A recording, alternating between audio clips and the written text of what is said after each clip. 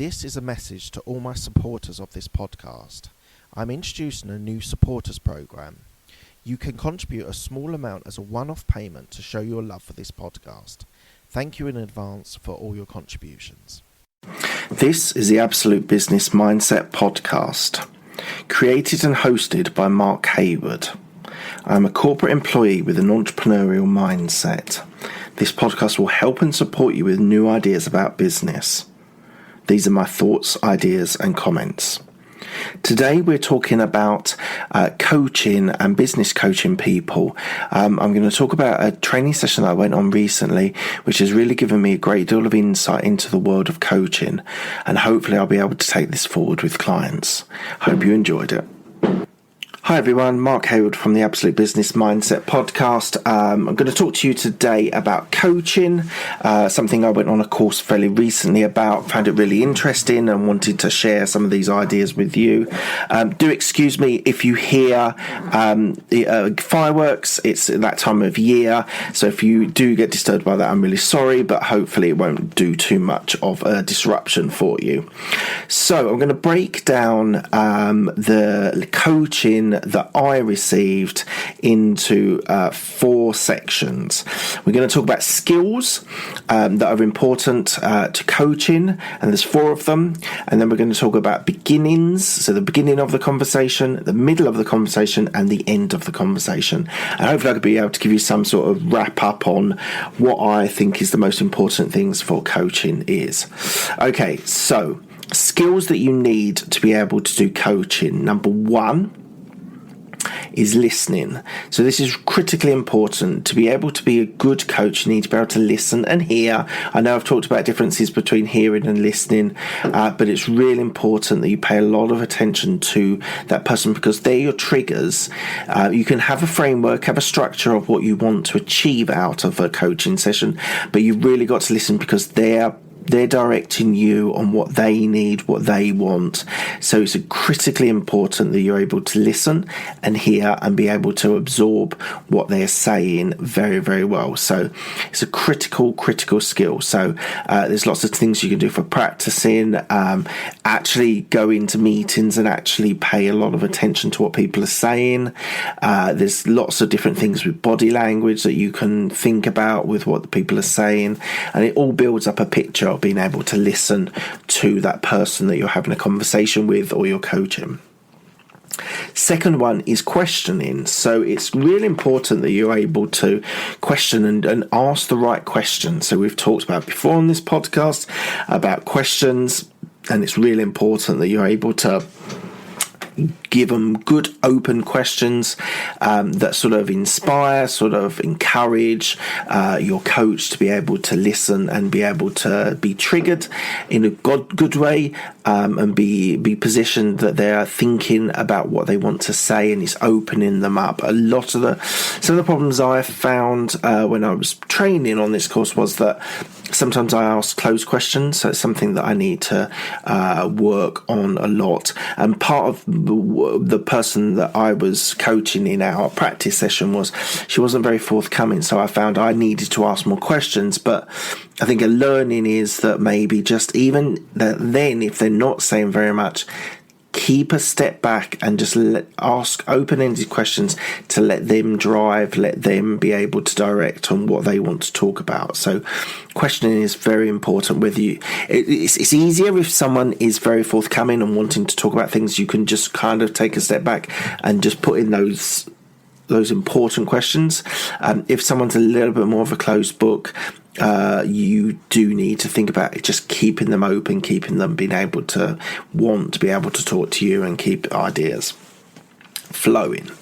Number 3 is reflection back and mirroring. So that is being able just to use trigger words that they've used. Sometimes that's a good technique. It builds up a rapport, builds up a good connection with that person if you're able to use critical words. Not critical, but not critical as in negative, but into important words that they use, and be able to do that. There is mirroring on body language as well. You can equally be able just to mirror someone, just to encourage rapport as well. So So that's important. And then number 4 is about paraphrasing and summarizing. So that is being able to, at critical points, important points of your conversation, which could be anything up to about 50 minutes, being able to summarize what that person has said. Now, you can paraphrase or summarize, basically the same sort of thing. You're able to, at critical points, be able to then just sort of reflect and sort of say, so do you agree that this is what you said? Or I was thinking about these are the things that you've said in the last few minutes. So those are the 4 skills that I would say is really important for you to be able to use, and you can do a lot more reading on that if you want to build up your knowledge. But I didn't want it all to be about skills. I think it's important to be able to break them down into the actual meeting, the actual consultation with them. So I'm going to break down these next section into beginnings, middle and endings. Obviously, you always have a beginning, middle and end of every coaching session. Equally, you might have 6 sessions and you want to do it slightly differently on endings maybe, or the very first session you might want to emphasize beginnings. So beginning, middle and end can mean a couple of different things, so just to keep aware of that. So the first one we're going to talk about is beginnings. So beginnings is really important. You really want to build up a rapport and a connection with your coachee. You want to be able to talk to them. You want to be able to relate to them. You want to be able to build up that sense of trust. Now, trust can take a bit longer, but I would say that if you're beginning really well, you can build up lots of levels of trust in there that is really important to be able to connect with that person. You really want to be able to use the skills that I've just talked to you about, those 4 skills, and really make that connection in that first session or the first part of that session. One of the big things is contracting. So in the beginning of your first meeting is contracting and working out with that person what they want to achieve from these coaching sessions. It might be a number of coaching sessions, say for example 6. It might be that they want an ongoing coaching session. They feel they need quite a lot of support. Equally, it might be only 1 session. Let's hope not in most cases. So it's important that you have that contracting stage to agree what they want to achieve out of that the beginning of that training session, coaching session. So it's always important to start well and work with that person. And there's certain things; those are the things that you really need to build up that connection, that rapport in the first session. Every session you should have a start in, and you can recap on your contracting as well at the start of every session as well. So it's important that you start well, because that, obviously we've talked about before, any sort of initial, people make judgments, whether they're right or wrong. People sometimes judge, and you need to be able to have that kick off on a positive foot, that the person that wants to then open up to you, it makes the rest of it easier if you start well. So it's important that you start well. Right, in the middle of that conversation, you want to go deep. You want to go deeper into what's motivating them, what's driving them, what their issues are, what they're working on. You need to think about their challenges. It's really important to go deep into that session, into that section.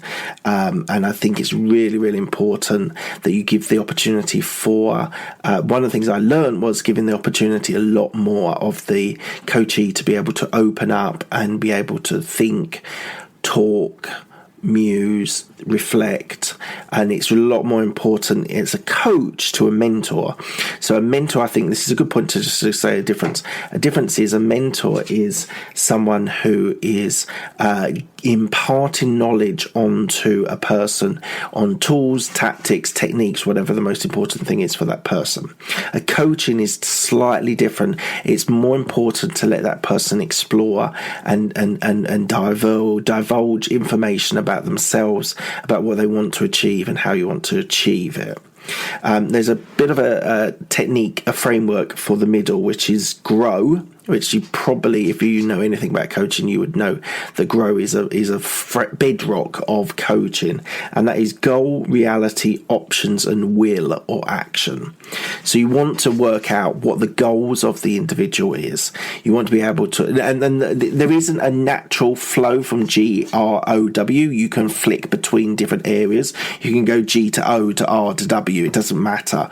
What direction you go in. Is just important that you cover all the areas. So we've talked about goals, what that person wants to achieve from that session. So we've kind of covered that. The realities. So it's important to deal in the real world and be able to keep a framework that they understand what is actually realistic, what's actually possible. You can ask questions about what their sense of reality is versus what your sense of reality is. So it's really important that you're able to think about and impart onto them what is realistic and what is possible. O is for options. So you talk about the options that person has. After you've talked about reality, you then go on to options and you think about what the options are for that person. There can be a little bit of direction from you to help them work out what their options are. Equally, if that person is very forthcoming with the information, they'll probably work out what their options are. And then W is will. I kind of like action more than will, but if it doesn't work with GROW. But the action is you need to be able to work out with them what their actions are, what they need to be able to deliver. So GROW really fits into a little bit of beginnings with goal, then the middle with reality and options, but then will at the end.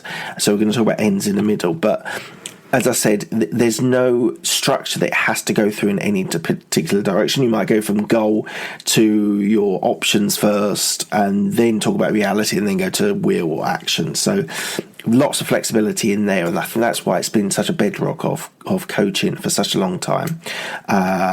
So that's really important. It's a nice structure. There are other structures they talked about, but this was really the bedrock, the framework which most people have based their coaching abilities and coaching skills upon.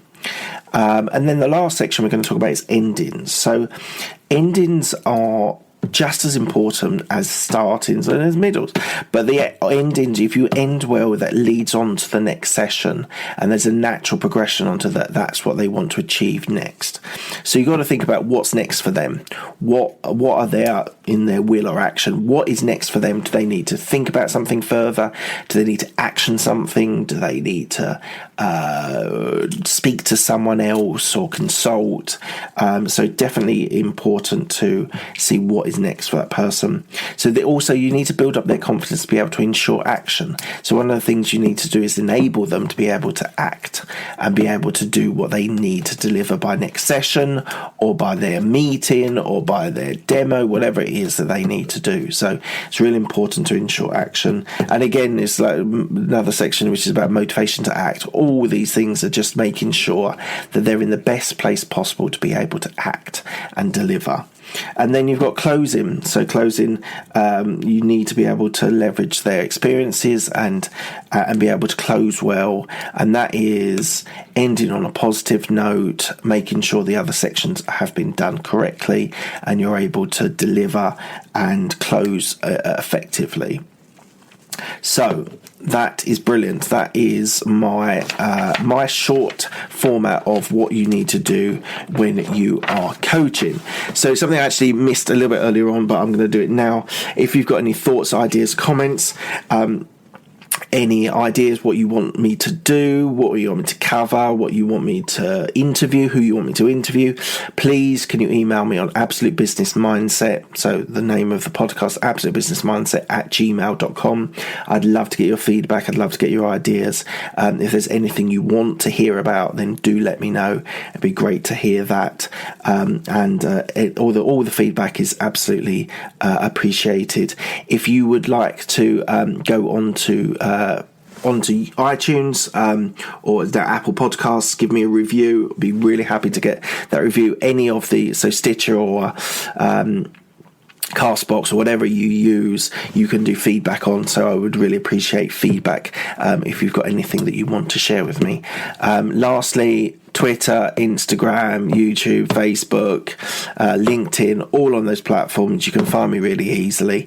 And I would welcome any sort of feedback and any sort of messaging. So please do. I would appreciate that.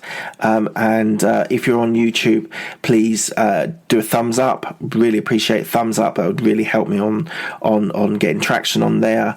And so thank you very much, and I'll speak to you all soon.